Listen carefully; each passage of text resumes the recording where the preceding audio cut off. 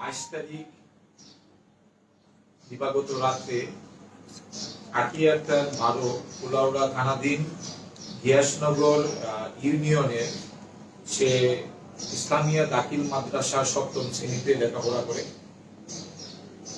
এবং তার মা সৌদি আরবে প্রবাসে থাকেন। তার বাবা আফতাবউদ্দিন ওরফে সিলু মিয়া তার মেয়েকে নিয়ে তার বাড়িতে বসবাস করে। গত 22/4/2023 তারিখ রাত্র 12:30 খাওয়া দাওয়া শেষ করে একই বাসায় তার মেয়েকে নিয়ে ঘুমিয়েছিলেন আফতাবউদ্দিন এবং ওই দিন রাত্রেই 1 সময় তার মেয়ে আকিয়াতার 12কে তিনি মুখে চাপ দিয়ে জোরপূর্বক দর্শন করেন এবং তার বাড়িতে বন্দি করে রাখেন 2-3 দিন এবং ঈদেও কোথাও যাইতে দেন নাই, এজন্য যে বিষয়টা কেউ জানাজানি হয়ে যাবে।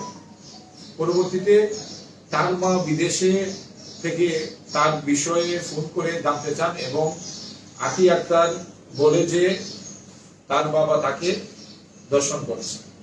তখন বিষয়টি তার মা তার নানি রুজিয়া বেগমকে অবগত করেন। রুজিনা বেগম আমাদেরকে গত রাত্রে অবগত করলে আমরা তাকে উদ্ধার করে কুলাউড়া স্বাস্থ্য কমপ্লেক্সে এনে রক্তাক্ত অবস্থায় ভর্তি করি এবং সেখানে ডাক্তারের সাথে আলাপ আলোচনা করবে জানা যায় যে এবং তাকে ব্যাপক জিজ্ঞাসাবাদে আমরা জানতে পারি যে তার বাবা তাকে দর্শন করেছে। এই ঘটনার সূত্র ধরে আমরা তাৎক্ষণিকভাবে এলাকাতে যাই এবং এলাকার লোকজনও বলে যে 2-3 দিন তাকে আটক করিয়া রাখিয়াছিল তার বাবা। পরবর্তীতে তাকে কোথাও সে ঈদের সময়ে যাইতে দেয় নাই। আমরা তাকে এবং তার ভাষ্য মতে এবং জবানবন্দি মতে তার বাবা পাষণ্ড স্বামী বাবাকে আমরা আফতাবউদ্দিন ওরফে চিনু মিয়াকে আমরা গ্রেফতার করতে সক্ষম হই।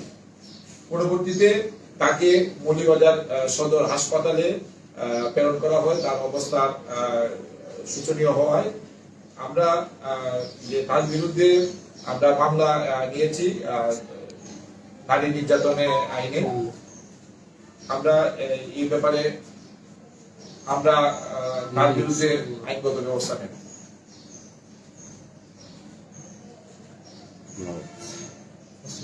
এ ব্যাপারে কোনো মামলা হয়েছে? এই ব্যাপারে আমরা নারী নির্যাতনের আমরা মামলা রুজু করেছি। আচ্ছা, অভিযোগকারী হলো ভিকটিমের নানি রুজিনা বেগম। এখন ভিকটিমের অবস্থা মানে সে কি সুস্থ আছে নাকি হাসপাতালে চিকিৎসা? ভিকটিম বর্তমানে কুলাউড়া হাসপাতাল থেকে তাকে মৌলভীবাজার সদর হাসপাতালে প্রেরণ করেছে।